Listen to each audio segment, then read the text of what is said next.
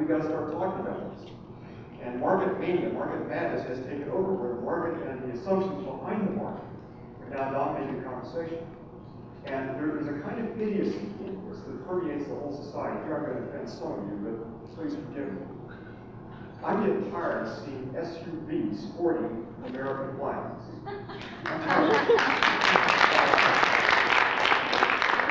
I see students and faculty and townspeople begin to talk about basic issues of equity and smartness about how we spend our income.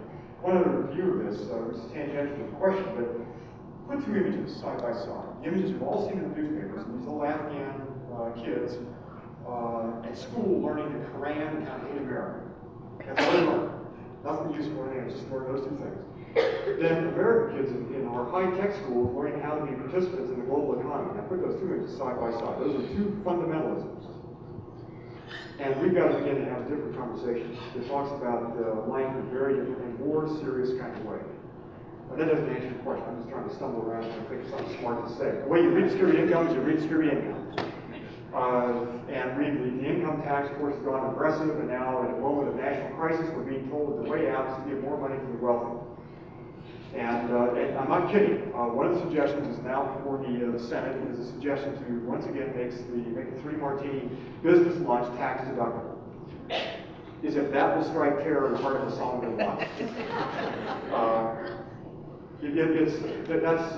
I think we have to take these things seriously. It's interesting how many things have disappeared from American public dialogue. And if I go all the way back to, say, 1890, the idea that the public or communities ought to control investment capital, that disappeared in the 1890s in the populist era. That has never resurfaced again in a national election. We can't talk about how we collectively spend our money. And think of the words that have disappeared. Just start with two. We has disappeared, and now it's replaced by I. And politicians pander to the I, to the sense of narrow, self-interest, as if self-interest is some kind of God. I'm obviously up on a soapbox here, and I'm not running for office, but thanks for asking the question. That is a good question. We all live in a watershed, I suppose, all 6.2 billion of us. I was wondering about your thoughts about watersheds as an integrating learning concept. Watershed management. Watersheds are nested. You go smaller and smaller and smaller, and bigger and bigger and bigger up to the continental divides.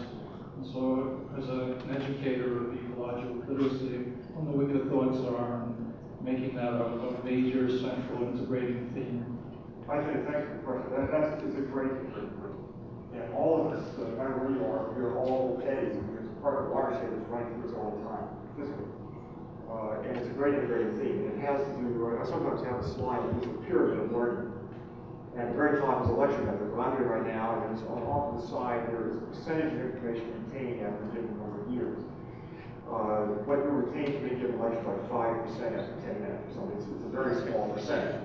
Then as it comes down the pyramid, and the engagement of the whole person is involved, you remember more things that you remember, or things that you did, you learned by doing. Or even more important, things that you learn by teaching someone else. And so the directness, the tangibility, the watersheds are a great tool, because you can teach science, you can teach poetry, you can teach literature. What is a watershed?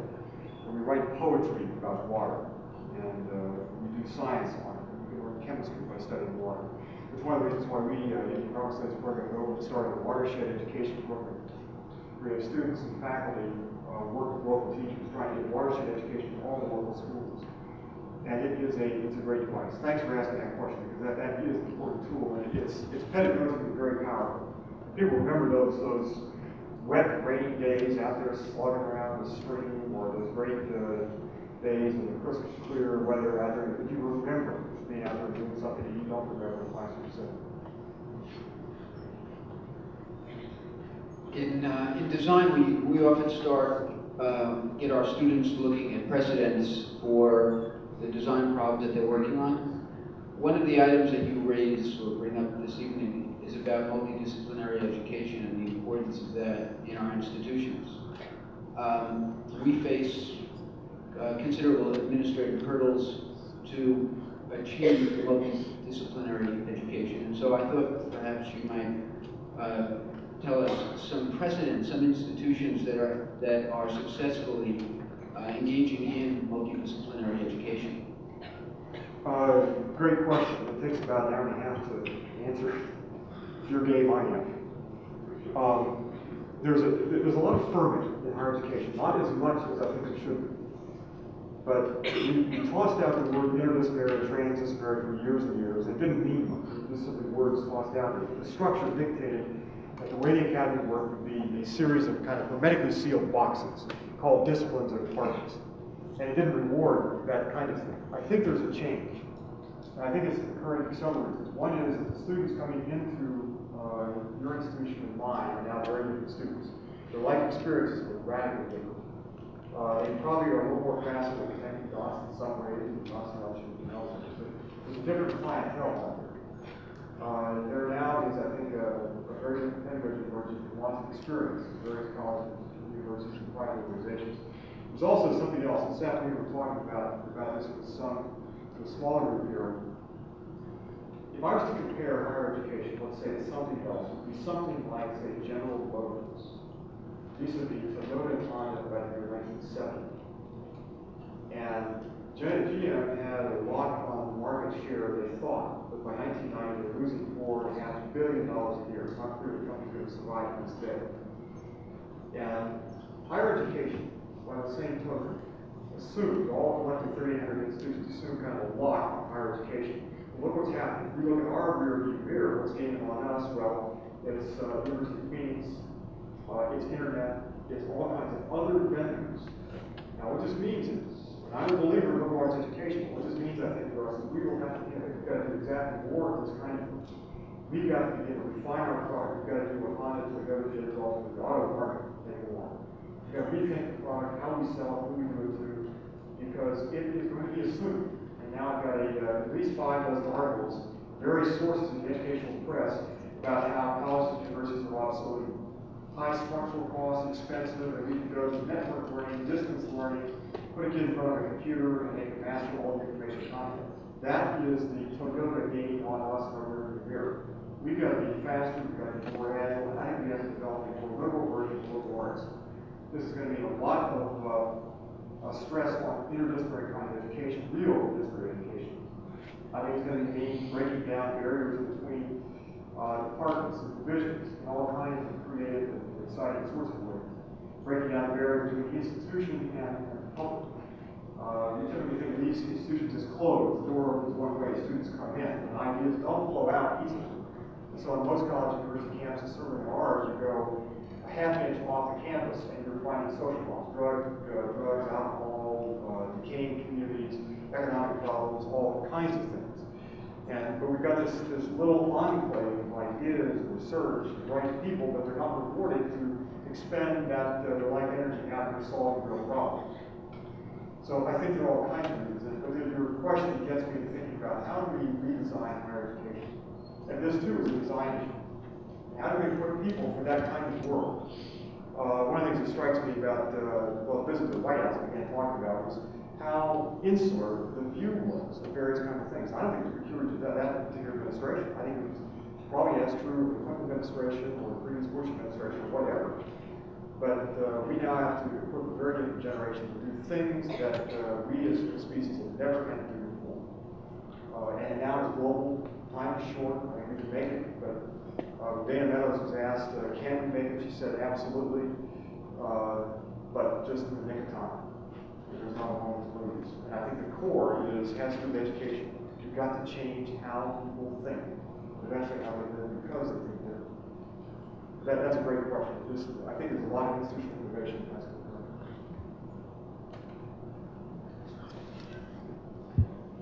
Hi, my question is really not that sophisticated.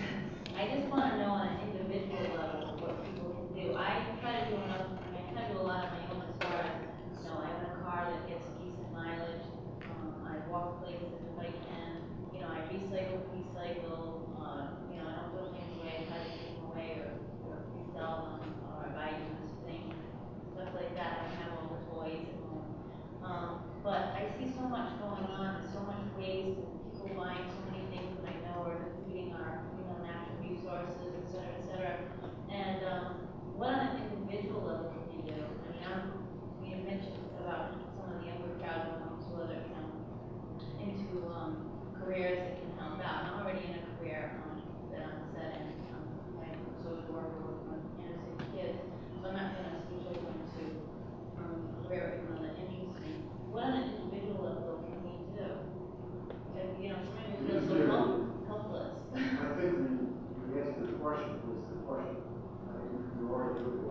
I think it's one of those things that you have the power to major big dramatic things, fine. But most of us don't have that power. It's working where you are. But if you think about some of the numbers here, if you raise the average called the corporate efficiency standard from the present low 20 miles an hour per vehicle, now at 125 below, to 31 or 32 miles per gallon. We don't need more than we don't need any of the word whatsoever. And so the choice of a car, or the choice of how much to use a car, is a major kind of thing. One of the curious things about the present situation is we're not being asked to sacrifice. We're being asked to patriotically go to the mall and shop. That's a problem. That's a struggle. It's a greatly exert our economic power as well. It's not two cars, it's a large country. It sounds to me like you're doing a lot of things going through. This is a revolution. Cockpits, insulation, bicycles, simple solutions applied systematically across lots of different houses and neighborhoods and communities, eventually the whole country. Now I think there's something else. And this is again where I think it's a really good thing where you build. This is going to be a political revolution. We have got to become good citizens. And we kind of go off to the mall or watch TV and so forth. Lost the vibrancy of our democracy. Bill Moyers, who all the PBS regularly, has a great speech to give on October 18th, meeting of the Vermont Randy, who has a brain. So, and he says he's angry, he's bitter at these things, because they're killing our democracy. And I think after we've done all the individual things, I think we have to go back out to that marketplace of ideas and politics. Eventually, we have to start running for office, showing up at the city meeting, writing letters to senators and congressmen. And we have to do one thing, and boy, if I can take that thought one step further, we have got to get money out of politics. Create the same separation we have from church and state between money and politics. I don't mean McCain-Feingold, I mean a complete separation. Federally financed elections. The meeting at the White House a couple weeks ago, I went from the meeting at the White House to see my congressman down the Rayburn office building. He came out of a bill markup session on a pharmaceutical bill. And he came out and started and said, "Hello, we're talking about." He said he's fighting 3/4 of the congressmen in the building or in the room to markup on the pharmaceutical bill are bought and sold by anything. We're not going to end the fossil fuel era until we end the era of money contamination in politics. So what do? Do all the things you said. There's more, but it's not a great start. We have got to become good citizens. And if we don't, forget it. This is going to be a political issue. Before we get to national capitalism, there are a whole series of public decisions that have to be made. The conduct of public business has got to be put on a very different footing. It's got to be put back in public interest over the long haul. But I'm back in politics. Thanks for the question. That is a good question. Hi. At some point, you might consider getting into politics. I've been thinking a lot about two things: speed and greed. And I just sort of want to hear what you're thinking about those things. One thing. Speed and greed. Speed and greed. In particular, one of the things, I just got back from a big trip from Southeast Asia, Indonesia. I was there for about 9 months, traveling around. One of the things I realized is their whole way of life, their pace of living is much slower. And that had obvious repercussions throughout the culture and individuals. And I think we could learn a lot in this country about just slowing down. But at the same time, there's a sense of urgency to the issues that need resolve and change. So how do we deal with this paradox? Here's another hour-long question. I've got to stumble around when I think something smart to say. Well, first of all, again, your question is kind of an answer. And implied in your question is that we need to slow down. And I think all of us know that. We live lives that are way too frantic and filled with a lot of non-essentials. So that's, I think, obvious to most all of us. And that's a design issue. It's a clock speed issue. And we give up a lot for what we call convenience. But I'm not saying anything you don't know. I think universities can help that a bit. We've got Oakland College is a kind of frantic place. students are typically burned out by the end of the year. It's a kind of a rushing thing. We bring it a lot on ourselves. But I think we need islands where the clock speed does change.